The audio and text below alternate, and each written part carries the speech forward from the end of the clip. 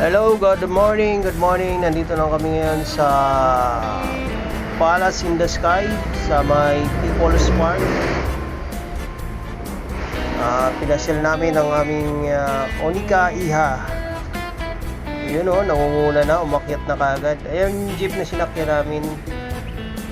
Sa mga hindi kayang maglakad, pwede kayong sumakay dyan. At saka sa mga tinatamad. Ayan, umakyat na kami. So ayan, enjoy na enjoy siya, tuwang-tuwa siya. Grabe. Yun, nakaka-miss yung lugar. Although medyo luma na rin, pero maganda. Maganda yung view. Relaxing, maganda yung simoy ng hangin. Sarap.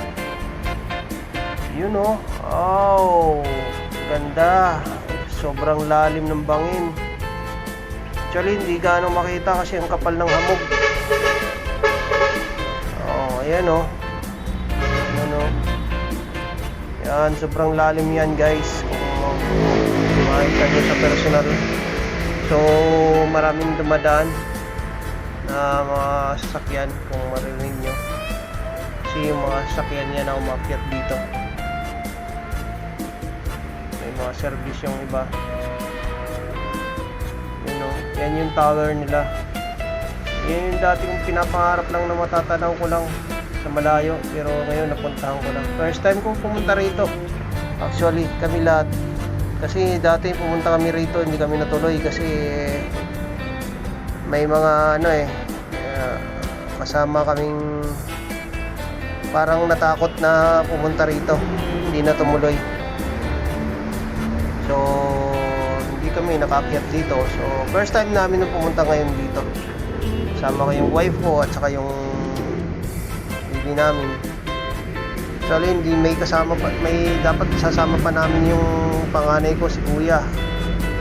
So, hindi na nakasama kasi may ginagawa siyang project. At saka, mas mabilis pagka nakamotor kami. Pag pumunta kami rito. Ayan, naglalakad na kami. May kainan siya pero parang walang ganong kumakain kasi dun sa baba may kainan na siya. Yung mga kainan. So, yung kainan dyan parang walang ganong nakain. Ayan, umikot kami dyan. Guys, good morning, good morning. Ayan, palakad-lakad. Naglalakad na kami pababa. So, ayan na, bumababa na kami oh. Lumang-luma na siya, parang antique na talaga siya yung lugar. Parang ano na sobrang tagal pero tapos di na siya nadidevelop. Parang pinabayaan siya. Mura lang guys yung yung entrance dito. 30 pesos lang per person. Yung bata wala nang bayad. Ayan na, bumaba na kami. Ayan, mga bilihan ng souvenir kung gusto nyo bumili. May mga t-shirt, bags. Ayan, lalakad na yung maliit naming makulit. Ayan, yung iniyakan niyang daruan. Gusto niyang bilhin. Yung daruan na yan, panahon pa yan ng 90s. Yung ganyang style, di ko sukat akalain na mayroon pa palang ganyan ngayon na laruan. Akala ko wala nang ganyan yan, pero meron pa pala. Kasi dati laruan din namin yan eh. Ayan. Naligtad ko yung camera. Ayan. Daming tumatambay-tambay dyan. Yung mga magsutan-suta, mga siyambong pamilya, mga boyfriend, girlfriend. So ayan, yung kalsada. Aakyat na kami dyan sa shrine. Aakyat na kami sa Jesus Christ Shrine. Sobrang kitid ng daan tapos matarik yung hagdan. Karga pa namin si Bulinggit. Kaya parang mahirap talaga pag may bata nakakasama. Pero siyempre birthday, kaya kailangan sama talaga. Ayan yung mga jeep na umakyat dyan.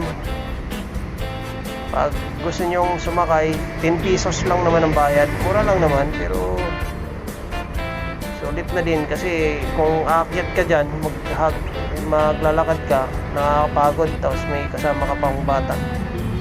Ayan yung hagdan. Oh, ayan, nagsiselfie-selfie sila. Pasintabi po sa mga nagpipicture-picture. Ayan, yung shrine na, malapit na kami dyan. Sa shrine ni Jesus Christ.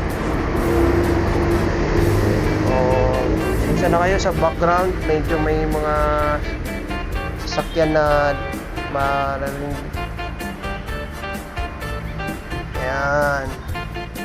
Thank you Lord, nakarating kami rito ng matiwasay. Ayan. Maraming salamat po sa inyong lahat sa panonood. Shoutout nga pala sa mga kababayan ko dyan sa Samar. At saka sa lahat ng mga taga-Dasma, mga viewers, saka sa mga followers ko, friends. Shoutout sa inyo lahat. Sana nasa mabuting tayong kalagayan ngayong linggong ito. Maraming salamat sa panonood at sa pagsuporta sa maliit kong channel. Thank you very much. God bless sa inyong lahat. Mag-iingat po tayong lahat. Maraming salamat. So ayan, maganda po yung mga view dyan. Try nyo pumunta rito. People's Park. Madali lang hanapin. Lalagpas lang kayo sa picnic group. Ayan, ganda oh.